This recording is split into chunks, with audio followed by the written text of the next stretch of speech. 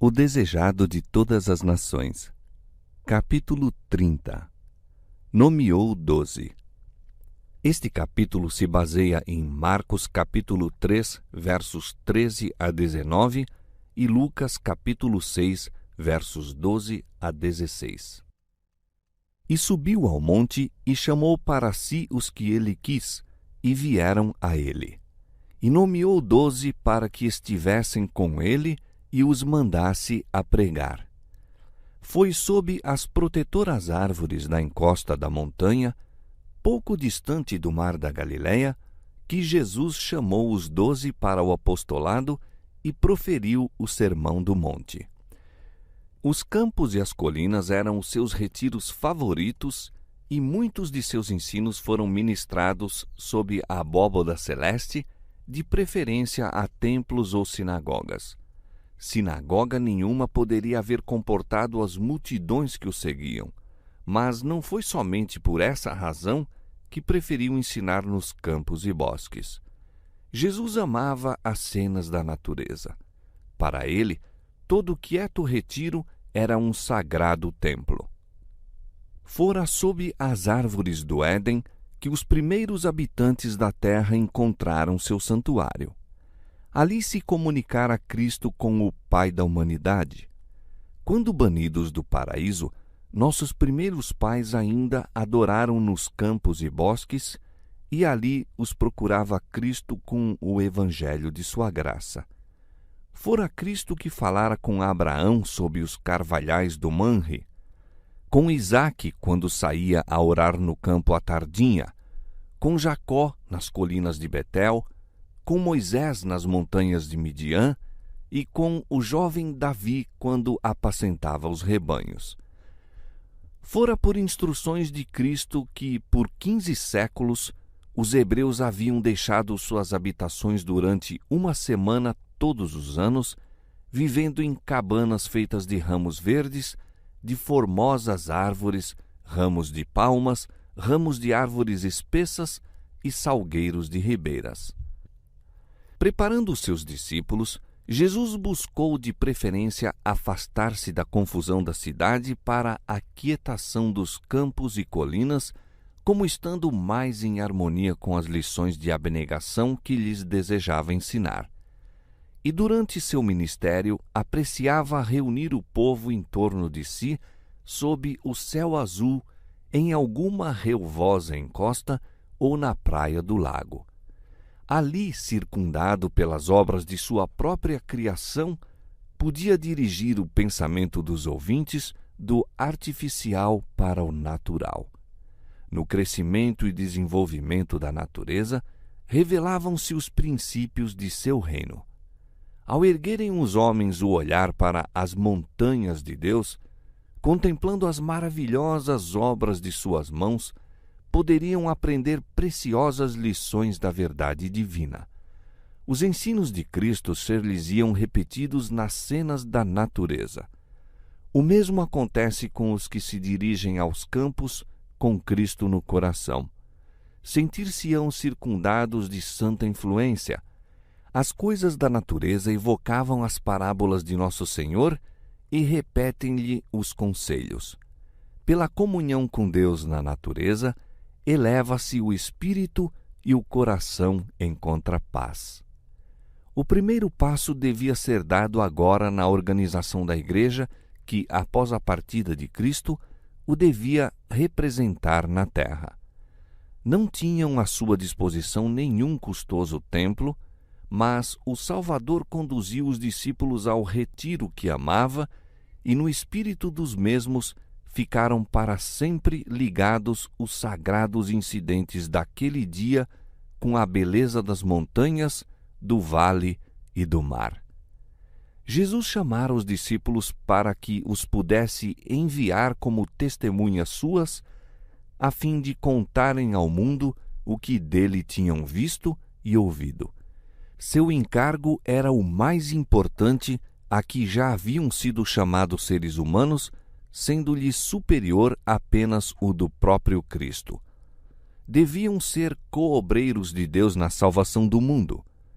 Como no Velho Testamento os 12 patriarcas ocupam o lugar de representantes de Israel, assim os 12 apóstolos deviam servir de representantes da Igreja Evangélica. O Salvador conhecia o caráter dos homens que escolhera. Todas as suas fraquezas e erros lhe eram patentes. Sabia os perigos por que deviam passar, a responsabilidade que devia pesar sobre eles, e o coração afligiu-se-lhe por esses escolhidos. Sozinho, sobre a montanha junto ao mar da Galiléia, passou a noite inteira em oração pelos discípulos, enquanto eles mesmos dormiam ao pé do monte. Aos primeiros clarões da aurora, chamou-os para junto de si, pois tinha alguma coisa importante a lhes comunicar. Esses discípulos tinham estado por algum tempo unidos a Jesus em labor ativo. João e Tiago, André e Pedro, com Filipe e Natanael e Mateus, estiveram mais intimamente ligados a ele do que os outros e testemunharam mais de seus milagres. Pedro, Tiago e João estavam ainda em convívio mais íntimo com ele. Achavam-se quase continuamente ao seu lado, presenciando-lhe os milagres e ouvindo-lhe as palavras. João achegava-se a ele em intimidade maior ainda, de maneira que se distingue como aquele a quem Jesus amava. O Salvador os amava a todos, mas João era o espírito mais apto a receber-lhe a influência. Era mais jovem que os outros e com mais infantil confiança abria a Cristo o coração. Chegou assim a uma afinidade maior com Jesus e por intermédio dele foram comunicados a seu povo os mais profundos ensinos espirituais do Salvador. À testa de um dos grupos em que são divididos os apóstolos, acha-se o nome de Filipe. Foi ele o primeiro discípulo a quem Jesus dirigiu a positiva ordem: segue-me. Filipe era de Betsaida, a cidade de André e Pedro. Escutara a pregação de João Batista e ouvira-o anunciar que Cristo era o Cordeiro de Deus. Filipe era um sincero indagador da verdade, mas tardio de coração para crer.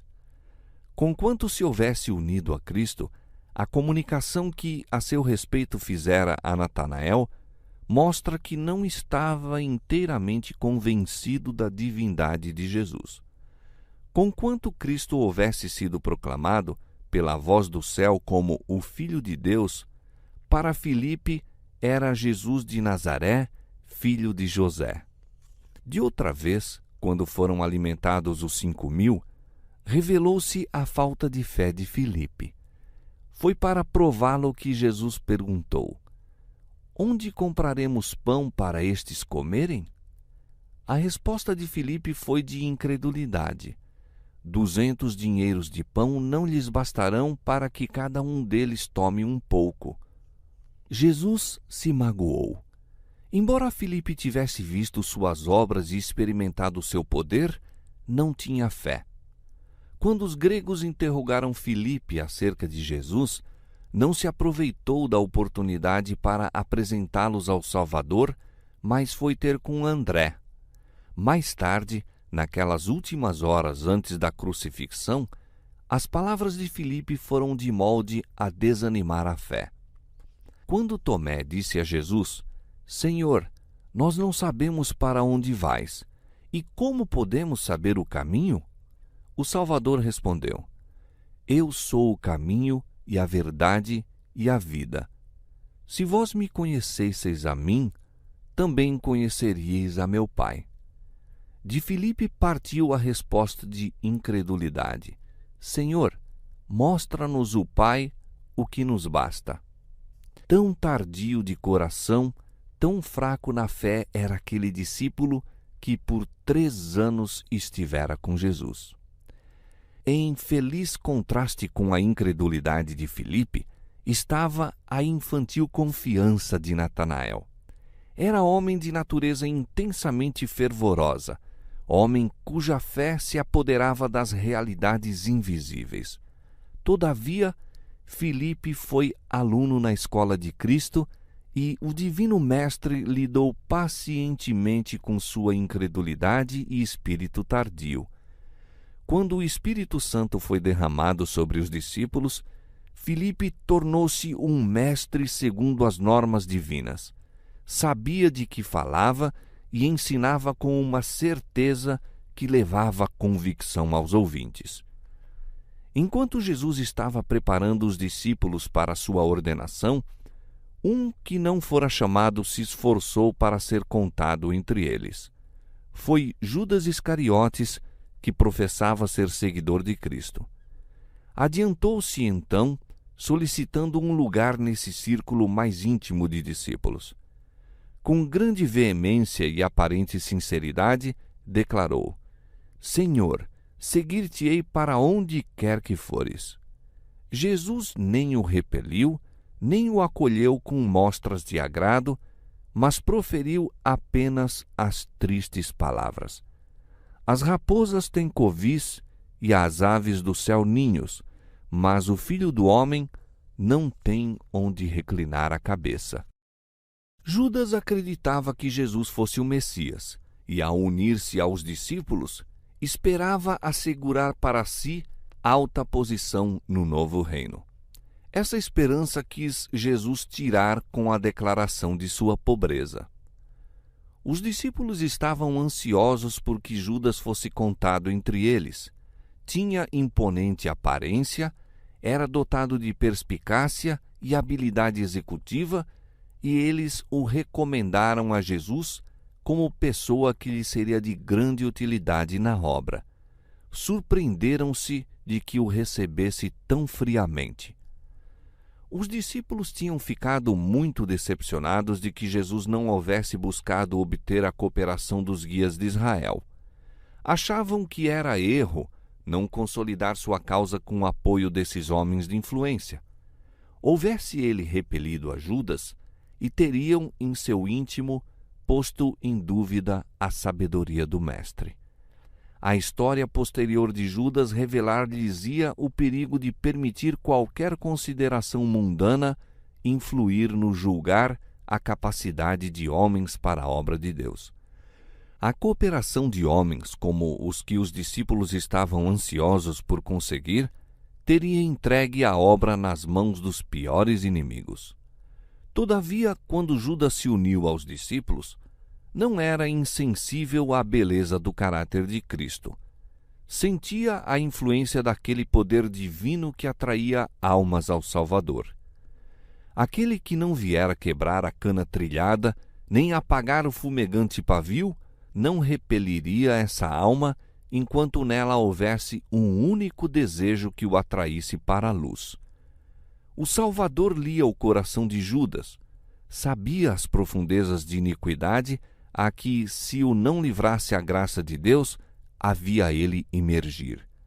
Ligando a si esse homem, colocou-o numa posição em que poderia ser dia a dia posto em contato com as torrentes de seu próprio abnegado amor. Abrisse ele o coração a Cristo, e a graça divina baniria o demônio do egoísmo, e mesmo Judas se poderia tornar um súdito do reino de Deus.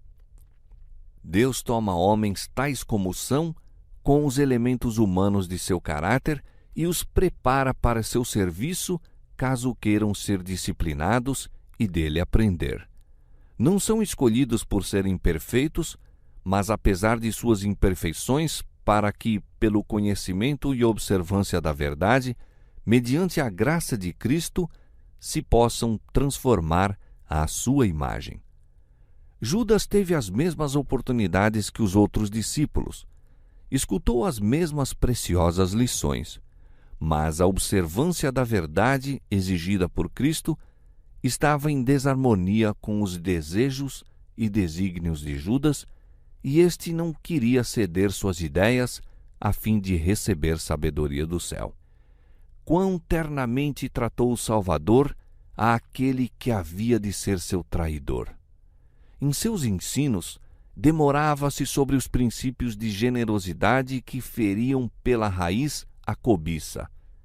Apresentava diante de Judas o odioso caráter da ganância e muitas vezes compreendeu o discípulo que seu caráter fora descrito, apontado seu pecado, mas não queria confessar e abandonar sua injustiça. Era cheio de presunção e, em lugar de resistir à tentação, continuava em suas práticas fraudulentas. Cristo estava diante dele, exemplo vivo do que se devia tornar caso colhesse o benefício da mediação e ministério divinos, mas lição após lição caiu desatendida aos ouvidos de Judas. Jesus não lhe passou por sua cobiça nenhuma repreensão de molde a ferir, mas com divina paciência lidou com esse homem faltoso, mesmo quando lhe demonstrava que lia em seu coração como num livro aberto. Apresentou-lhe os mais altos incentivos para proceder retamente e, rejeitando a luz do céu, Judas não teria desculpa. Ao invés de andar na luz, Judas preferiu conservar seus defeitos. Maus desejos, vingativas paixões, sombrios e malévolos pensamentos eram nutridos até que Satanás tomou inteiro domínio sobre o homem. Judas tornou-se um representante do inimigo de Cristo. Quando ele se pôs em contato com Jesus, tinha alguns preciosos traços de caráter que se poderiam haver tornado uma bênção para a igreja. Houvesse ele estado disposto a tomar o jugo de Cristo e ter-se-ia contado entre os principais apóstolos, mas endureceu o coração quando lhe eram apontados os defeitos e, orgulhosa e rebeldemente, preferiu suas próprias ambições egoístas, incapacitando-se assim para a obra que Deus lhe teria dado a fazer. Todos os discípulos tinham sérias falhas de caráter quando Jesus os chamou ao seu serviço. O próprio João, que chegou a ter mais íntimo convívio com o manso e humilde, não era de si mesmo dócil e submisso. Ele e seu irmão foram chamados filhos do trovão. Durante o tempo em que viveram com Jesus, todo menosprezo a ele mostrado lhes despertava a indignação e a combatividade. Mau gênio, vingança, espírito de crítica, tudo se encontrava no discípulo amado. Era orgulhoso e ambicioso de ser o primeiro no reino de Deus, mas dia a dia, em contraste com seu próprio espírito violento, contemplava a ternura e longanimidade de Jesus e aprendia-lhe as lições de humildade e paciência. Abriu o coração à divina influência e tornou-se não somente ouvinte, mas cumpridor das palavras do Mestre. O próprio eu escondeu-se em Cristo, aprendeu a levar o jugo de Jesus, a suportar-lhe o fardo. Jesus reprovava seus discípulos, advertia-os e avisava-os, mas João e seus irmãos não o deixavam. Preferiam a Jesus apesar das reprovações. O Salvador não se afastava deles por causa de suas fraquezas e erros. Continuaram até ao fim a partilhar-lhe as provações e aprender as lições de sua vida. Contemplando a Cristo, transformaram-se no caráter. Os apóstolos diferiam largamente em hábitos e disposição. Havia o publicano Levi Mateus e o ardente zelote Simão, o intransigente inimigo da autoridade romana, o generoso e impulsivo Pedro e Judas de vil espírito, Tomé, leal se bem que tímido e temeroso, Filipe, tardio de coração e inclinado à dúvida, e os ambiciosos e francos filhos de Zebedeu com seus irmãos. Estes foram reunidos com suas diferentes faltas, todos com herdadas e cultivadas tendências para o mal. Mas em Cristo e por meio dele, deviam fazer parte da família de Deus, aprendendo a tornar-se um na fé, na doutrina, no espírito. Teriam suas provas, suas ofensas mútuas, suas divergências de opinião. Mas enquanto Cristo habitasse no coração, não poderia haver discórdia. Seu amor levaria ao amor de uns pelos outros.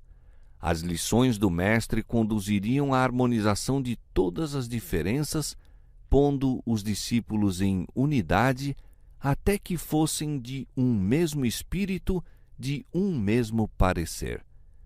Cristo é o grande centro e eles se deveriam aproximar uns dos outros exatamente na proporção em que se aproximassem do centro.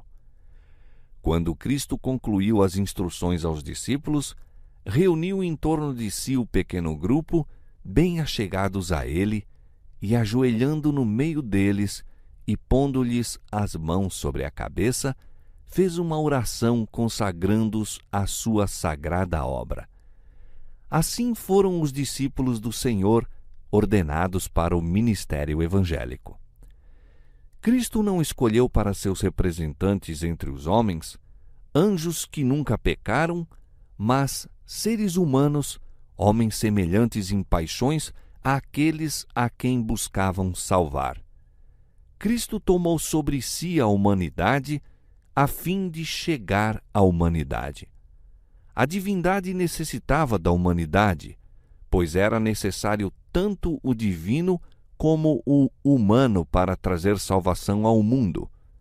A divindade necessitava da humanidade a fim de que esta proporcionasse meio de comunicação entre Deus e o homem. O mesmo se dá com os servos e mensageiros de Cristo.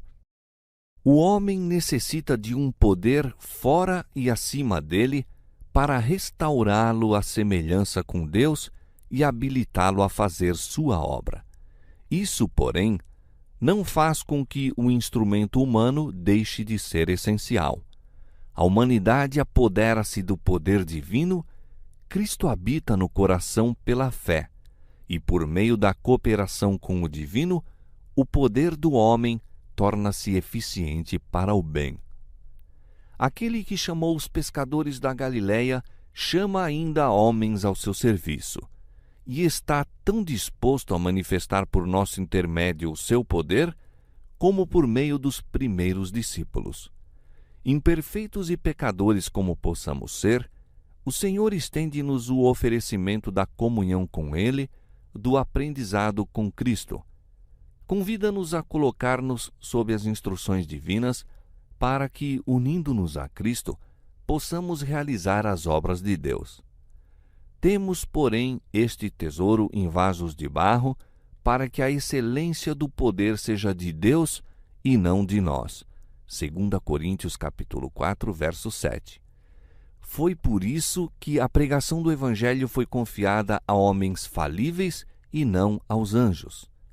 É manifesto que o poder que opera através das fraquezas da humanidade é o poder de Deus. E somos assim animados a crer que o poder que auxilia a outros, tão fracos como nós, nos pode ajudar a nós. E os que se acham rodeados de fraqueza devem compadecer-se ternamente dos ignorantes e errados.